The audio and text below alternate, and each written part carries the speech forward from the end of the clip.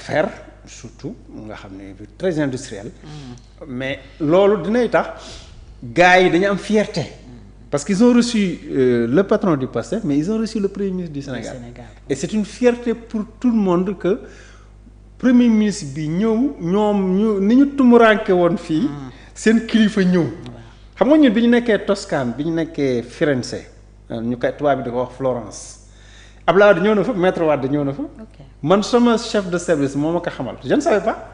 may liggéey rek mu ni ma si yow seen président ñëw na fii ci dëkk bi ma ne ko suñu président man il le prononçait mal mu naan Gaggulaay Wade gàggu mënul wax Abdoulaye Wade mu naan Gaggulaay. Gaggulaay Wade ma ne ko est-ce que c'est pas Abdoulaye Wade mu ni si mu ni il est venu et il avait raison il est venu en Toscane maître Wade loolu c'est une fierté. Donc mobilisation bi ça ne m'étonne pas. dañ koy defal sëriñ yi kilifa yi dañ koy defal leader politique yi mais d'autant plus que moom foofu point de ralliement la woon de. c'est-à-dire que du italien yi rek du ibra italien yi rek. comme ni ngay les Sénégalais d'Europe.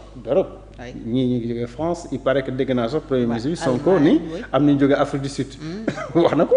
am nañu jógee Afrique du Sud donc c'est toute l'Europe c'est toute la diaspora c'est le monde entier donc point de ralliement la woon. Et donc c'était normal que mu am benn degré de popularité. Voilà. Alors mun nañu jàpp ne kon du rek une adhésion à sa vision économique surtout au plan de redressement bi mu leen dem présenter ji wala personne am rek mais le fait qu'il soit une autorité sénégalaise kon y a rien d'extraordinaire dans cette mobilisation. Non man gisuma lu extraordinaire imagine-toi fii maître Wade ni mu doon mobiliser. On se rappelle.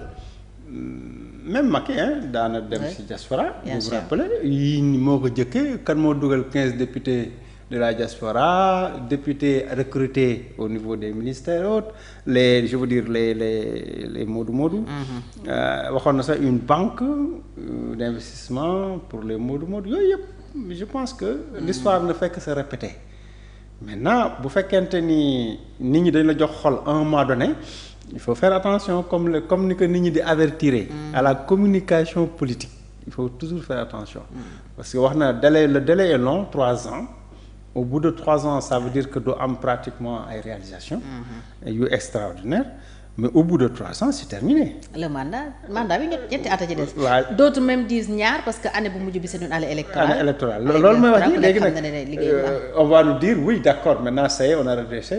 Léegi on va relancer maintenant. Ensuite accélérer. À partir de 2029 2030. Écoute c'est au Sénégal de décider mais je dis moi c'est trop facile c'est trop facile il faut des résultats actuellement. Il faut des résultats actuellement. Le premier mandat. Ils n'ont pas nu ñu koy waxee le choix. Amuñu choix. Ce qu'il faut faire c'est essayer de réaliser quelque chose.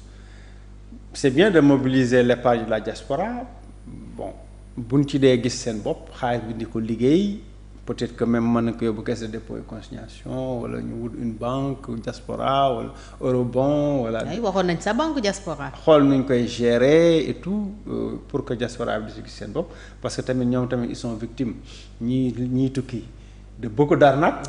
Oui arnaques yi Sénégal moom xam nga arnaque moom yow boo toogee nii di xool sax dañ lay arnaque waxuma la waxuma la nag nekkoo fi nag donc yooyu yëpp day tax peut-être que s'ils ont confiance en l'État mun nañ dugal seen xaalis dans le cadre d'un partenariat public-privé peut-être mu jur quelque chose mais diaspora bi ne suffira pas même bu ñuy indi ay 2000 milliards par an plus de 2000 milliards par an ça ne suffira pas parce que ñoom li si ëpp ci xaalis ci transfert diaspora yi dépense de fonctionnement la loolu laa ko mën a tuddee entre guillemets fonctionnement des familles ceeb diwlin jàngu xale yi location jàngu loolu moo ëpp ci seen xaalis parce que c'est des priorités ci ñoom te c'est normal parce que il faut nga dundal sa famille et cetera dimbali say xarit dimbali say mbokk et cetera donc yooyu moo ëpp seeni transfert waaw léegi nag la nga desee as tuut bëgg ci investir bëgg nga ëllëg boo amee boo retraité wala boo mënatul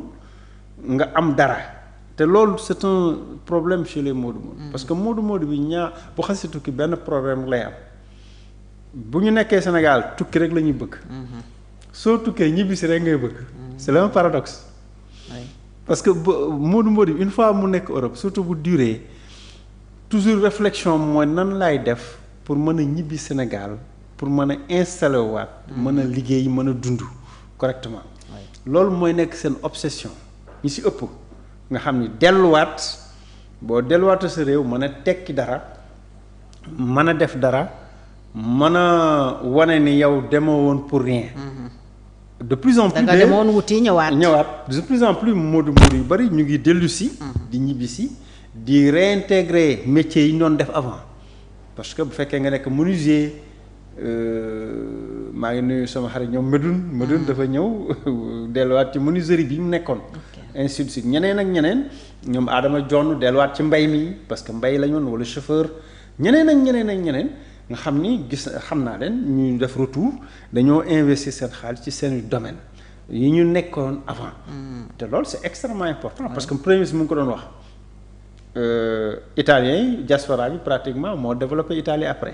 parce que dañoo dem États-Unis Allemagne liggéey boo demee yeneen pays pareil donc fii aussi diaspora bi da mën a jouer un rôle extrêmement important mais ci kaw ñu ba leen arnaqué. parce que tamit bu leen population di arnaqué ñu nekk ci di bëgg a dee. état bi ñëw arnaqué leen bu leen état bi arnaqué musiba am. parce que te gis nga fii la dette intérieure. da ngay war a jot sa xaalis liggéeyal état bi waxuma la banque de. entreprise yu bëri état leen daane. léegi yow doo mën a fay say employés. parce que fayuñu la. nga tëj. say fournisseur doo leen mën a fay parce que fayuñu la gars yi ñëw defal la injonction justice. parce que yaa ne woon dalee nangam nga nekk fa di daw nga wut xaw ma leasing la xaw ma am na ak ñuy jënd ay bor. am na société yuy jënd bor. nga dem foofu wut say pexe ainsi de suite mais da ngay daanu donc véritablement loolu mooy le souci principal mais daal maîtriser na l'art de la communication. Dans cet art de la communication il y a beaucoup de manipulation c'est clair. mais le risque de la manipulation mooy que nit ñi dañuy obligé parfois après dañuy dem weddi la de plus en plus ñu ay vaar yaa waxoon lii. bëri na sax lu mu wax du dëgg kii moom lu mu wax du dëgg ainsi de suite yooyu bu yàggee ba yàgg nag mooy ternir après sa image. Abdoulaye Wade noonu la commencé woon Maître Wade ñu koy saluer de passage bi mu commencé waxeet bi ñu ko doon waxal noonu. tout le temps wax waxeet pourtant da doon kaf rek boobu jour bu ñu koy wax sax da doon kaf maa ko waxoon kon waxeet di reetaan bon gars yi nag ne Ablaye Wade wax waxeet rek amplifier ko wax waxeet rek Ablaye Wade wax waxeet rek amul kàddu nangam yooyu foofu lañ jaare ba ternir son image mu yokk ci évidemment l'affaire de son fils Karim bi mu bëggoon teg yooyu aussi yàqal ko lu bëree bëri. alors Assane Ousmane Sonko bi muy doog a tàmbali xëy na